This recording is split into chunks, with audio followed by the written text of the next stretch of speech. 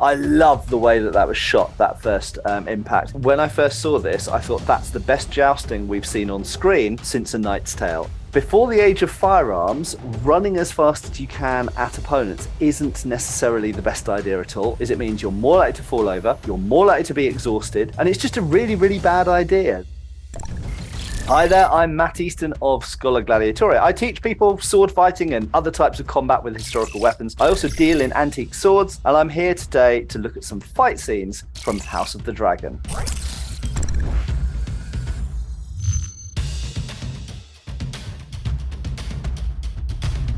I love the detail there of the slash to the inner thigh. Someone knows that the inner thigh is a very, very dangerous and critical target to go for. Massive blood vessels. Yeah, it's a good way to fell someone very quickly. So stab through the armor there. Now, that's an interesting, you could say, shouldn't the armor have stopped the stab from that dagger? Well, actually, daggers within the period and places where heavy armor was worn, as we see here, so kind of 15th century technology. If we look at Daemon Targaryen's dagger, it's actually what we would call an eared dagger. So it has a particular style of pommel, which is completely historical, very popular in the early 16th century, end of the 15th and beginning of the 16th century. Essentially, it's a real historical style of dagger, but the blades on them are very often very thick and incredibly rigid, and they are designed to compromise armor. So if you get a good stab into, certainly any heavy clothing, even something like a gambeson, so layers of fabric with some padding, it will go through those things with a good stab. So great. The armor-piercing dagger did some armor piercing. That's good.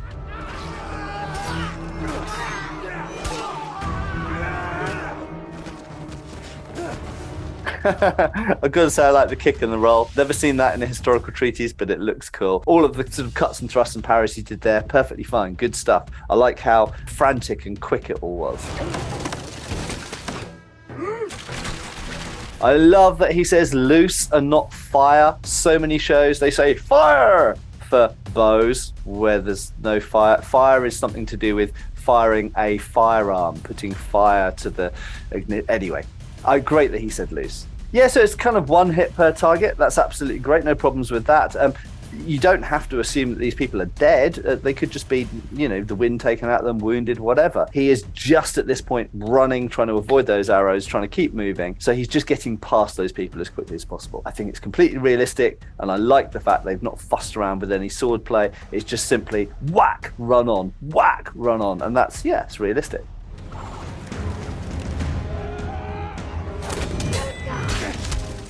Nice simple technique there, just a parry in what looked like high terce and then a moulinet to cut. That's a really, really nice detail, because if you've just parried with your sword in front of you and your opponent's right here, if you want to cut them, you've got to power the blade up. Remember that blades, yes, they can push cut or draw cut, but that's not going to be a very deep cut anyway. If you want to chop into something, it has to have some momentum to it. And so this motion where you turn the sword around and hit is called a moulinet, which is the French word for a little windmill. So it means making a turn with the blade to give it power. So they're beautiful, what's called a stop thrust, okay? So if an opponent raises a weapon up or is traveling towards you without their weapon in front of them, then what you can do is essentially impale them, much how you do with a boar spear, hitting them with the point before their attack against you. So it means preempting their strike or hitting them before their strike's in full flow with the point. A stop thrust. Beautifully done. Yeah, I love the fact that they ended up rolling around on the ground and fighting with a knife, because again, completely realistic to historical accounts and also what we see in some of the combat treatises. The fact is, in any fight, in any kind of rough and tumble fight, it's very common for people to end up falling over and ending up on the ground. That's why wrestling's so important. It's also why knives and daggers are so important.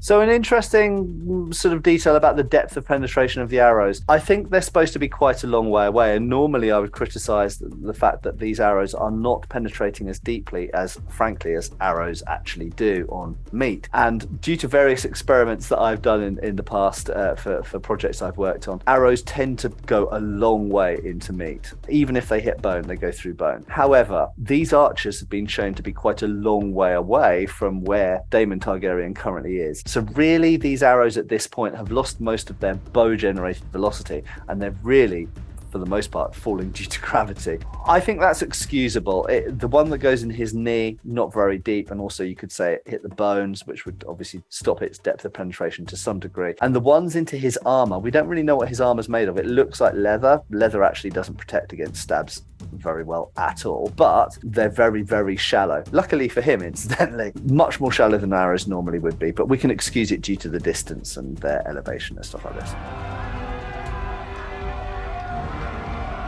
So running, something that really bothers me in movies and TV shows in a sort of medieval technology environment is when you have an army, various types of troops armed and equipped in various ways, and then they just sprint as fast as they can at the opponents. As far as I know, there are very few examples documentable from history of this happening. Before the age of firearms, running as fast as you can at opponents isn't necessarily the best idea at all. And the problems with it is it means you're more likely to fall over, you're more likely to be exhausted, but perhaps most importantly, you're more likely to arrive at the enemy lines higgledy-piggledy and not in any kind of formation. And this is terrible. It means that if you arrive slightly in front of your comrades, it means in that split second that you engage combat with the enemy, it might be you versus 5 opponents.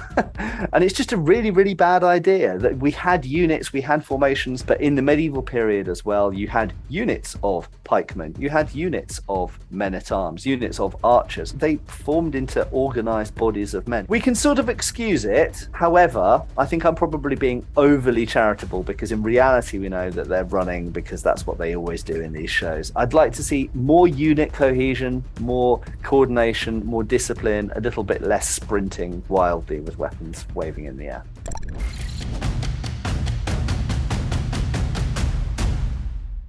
So first thing to say about this is I was super stoked to see that they went in with a tournament scene. Historically, there were various types of tournaments. This is not a typical medieval tournament because they seem to be really going for it, should we say. This wasn't always the case in medieval tournaments. There were many medieval tournaments where they used specialized weapons, specialized armor, so that this didn't happen. It was essentially a friendly joust or tournament. This seems to be somewhat on the dangerous side, but in addition, the first thing I noticed was the armor, and I thought the armor looks great, actually. Now, I have seen some people don't like some of the design choices of the armor. Personally, I really like most of it. My main criticisms are we don't see any mail or chainmail in the gaps of the plate armor. So historically, the technology that we're looking at here is kind of 15th century, okay, maybe edging into the 16th century for some parts. And we would normally expect to see gaps like armpits or at the collar, down at the crotch. You would see mail, chainmail, which is fully flexible and fills the gaps where plate armor can't go because plate armor doesn't flex like chainmail can. So it did disappoint me to see big swathes of fabric in the gaps of some of the plate armor, which would be highly vulnerable.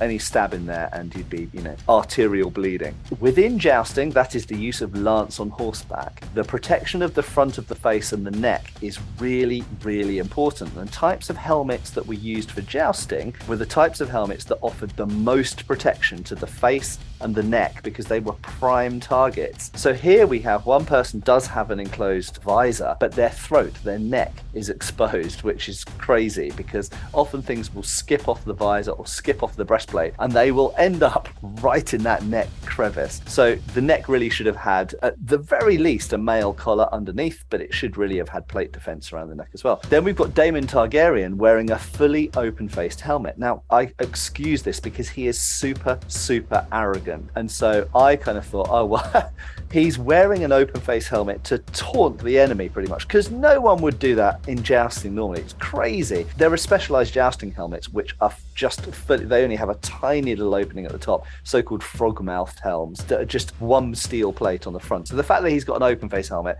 either he is really stupid or he's really confident, overconfident and brave. But you have to bear in mind, a solid lance is usually made of ash and sometimes pine, and when it breaks, you get splinters.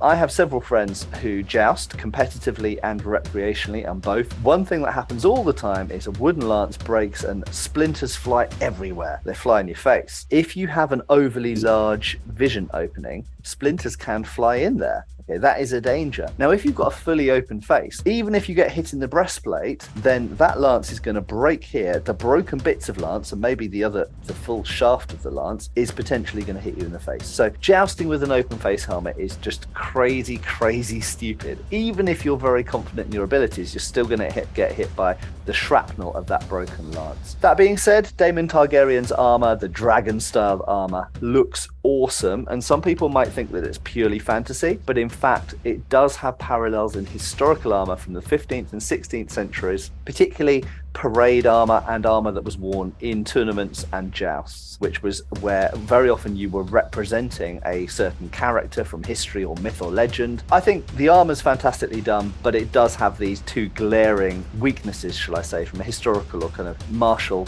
perspective. Open face or neck, and the lack of mail being worn. I really like that they've gone to the effort of putting horse armor on as well. So essentially chest protection and protection for the front of the horse's head. So there were jousts of war, jousts of peace. Jousts of war were often done to the death, or at least submission. Jousts of peace were just done essentially like a sport for points. Usually in either of those you would wear horse armor, but you wouldn't be allowed to specifically and deliberately target the horse in a joust of peace normally. However, in a joust of war, absolutely you could aim your lance at the horse and kill the horse as a tactic, and this was done in documented duels and jousts of war. I love the way that was shot, that first impact. When I first saw this, I thought that's the best jousting we've seen on screen since A Knight's Tale. And A Knight's Tale is not historically accurate, but the jousting action in it is great fun and very, very well filmed. I would say this is the best jousting I have seen in anything except for A Knight's Tale.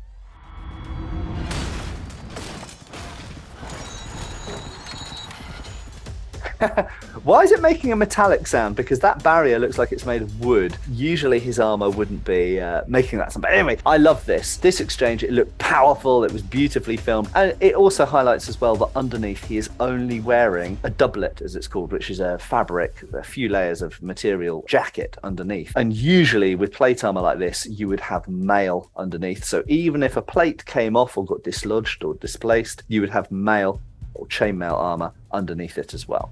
So the weapons here. I love the fact that they've got mismatched weapons. So I think it's boring to watch when two people have got the same weapons. I think it's far more interesting from a narrative storytelling and from a choreography point of view when two people have got different weapons. Daemon Targaryen has a sword. He has a long sword like this one here. Now, as it happens, the designer of that sword, of the sword you can see him holding, is the famous swordsmith Peter Johnson, friend of mine. And Peter Johnson also designed this sword that I'm holding here.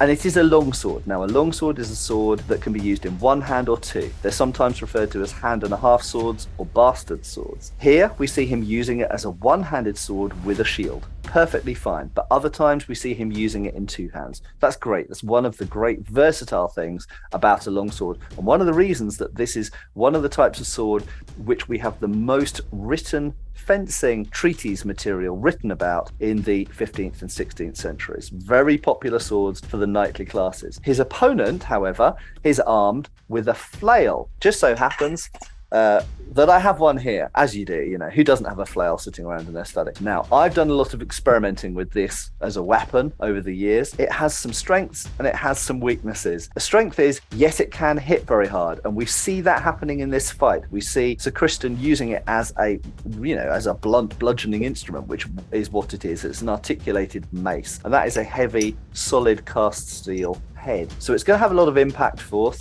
However, you can't bind against an opponent's blade with it properly. The floppy head requires that you need to build up momentum in a certain way, so you have to accelerate it and decelerate it. If you stop the swing suddenly, then the ball will swing back towards you, although if it's made correctly, it shouldn't be long enough that it should hit you in the hand. But nevertheless, it's a difficult weapon to control. So yes, it can hit with a lot of force, not easy to control, and you can't suddenly change direction with it. If you suddenly change direction, you lose the extension in the chain. But I do love that they've included it in here, and I love to see the contrast and the different fighting styles, because sword versus flail, they're very, very different weapons to use.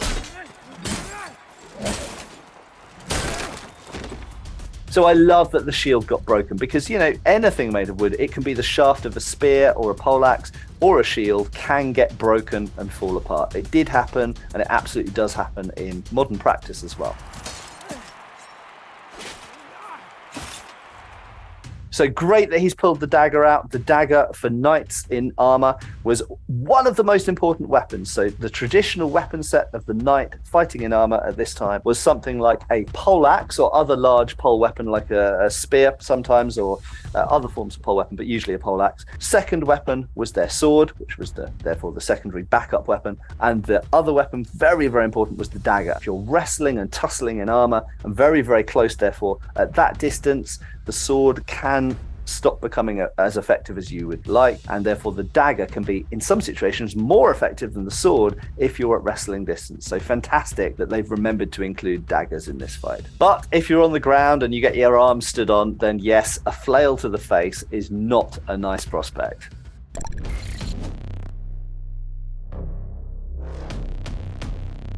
So the first thing to say is this is obviously a training scene, and there are a couple of things that I absolutely love about this. First of all, they're using wooden weapons. Anyone who's seen my previous videos on these sorts of topics will know one of my massive bugbears is when they use the real swords, like the sharp swords that actually take to war or use in a duel, for practice, because for most people, most of the time, that's a really bad idea in terms of safety, and you don't want to be continually destroying the edges and the guards and everything else. You know, it doesn't even just damage the edges, it also destroys the guards. It does just degrade them. So it's great they're using wooden training weapons. We absolutely know that this was done in history. They are known as wasters. A waster is a wooden sword, and they were used right the way through the medieval period, well, all the way back to the Roman period as well, in fact, and all the way up to the Renaissance as well. The second thing I love is that they are using what we call a pell, or in this case it's a straw man, and they're hitting at them. Now, this is something that is recommended in the Roman treatise by Vegetius, and it was emulated and copied right the way through the medieval period as well. And obviously it's a good way to get people starting to train. It teaches them how to swing, how to move around a target, how to generate power, good body mechanics as we'd call it. So it's a useful practice target that poses no risk to the student, and it helps you iron out some of the problems in their technique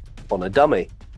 I have to say some of their technique is pretty lackluster, and I would have expected the instructors to be giving a little bit more feedback at this stage. There's a lot of leading with the hand, and actually this is something I commonly criticize in screen choreography, that is, rather than leading with the blade of the weapon, them sort of leading with the arm. If someone does this to you in a fighting situation, you just lop their hand off, hit them in the fingers. It's the easiest target to hit if someone leads with the hand. Don't stand too upright, my prince, you'll get knocked down. So that's a very interesting piece of advice. Don't stand too upright or you'll get knocked down. Now, actually, that's not a universal truth. There are fencing systems where they do absolutely stand upright, but those are systems where you hold the sword very, very extended. I think it is fair to say that in most or many weapon and unarmed martial arts, the general advice given by many of them is to bend the knees and get down low. That gives you a wider stance, gives you a more stable fighting platform, does indeed make you better prepared for grappling, less likely to get knocked over, these kind of things. But I do want to reiterate that not all fighting systems obey that rule. There are some reasons why you do want to stand upright, the principal one being it gives you greater range. Taller people have an advantage over shorter people, therefore if you stand up tall, you are making the most of whatever height you have available to you. Should be also noted that the kids here are wearing pretty functional looking armor. It seems to be actually made of metal. Obviously a lot of armor these days used on screen is actually made of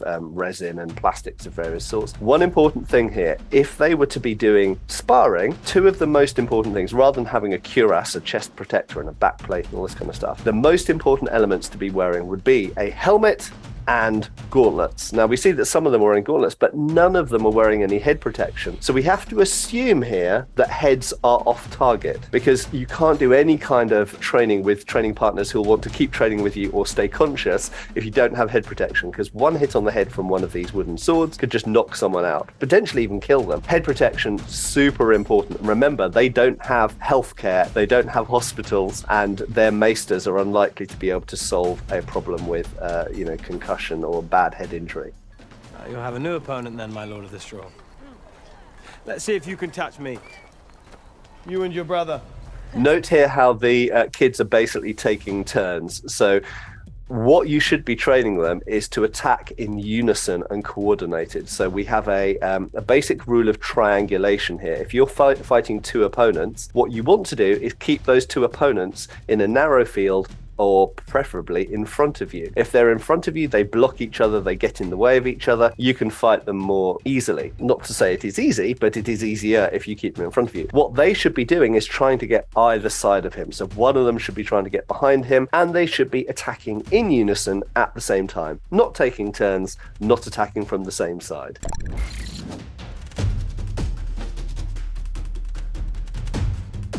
So overall, I've loved House of the Dragon, actually. I think it's a great story. I was always disappointed by the combat scenes, the fighting scenes, particularly the sort of individual combat in the original Game of Thrones series. And without a shadow of a doubt, I would say that the combat is better choreographed, far more visceral, far more believable, far more accurate historically, or martially, in House of the Dragon than it was in Game of Thrones, which gives me great hopes, of course, for any future Game of Thrones spin-offs that they might be working on right now. And hopefully they will learn those lessons and take that choreography or choreographers and stunt people forwards into future projects, and because they're definitely better than the past. And I loved Game of Thrones, but the combat always disappointed me. This has been I've been really very surprised actually by how much better it is. For more expert reacts like this one, make sure to watch Matt react into the Rings of Power or the Battle of the Bastards.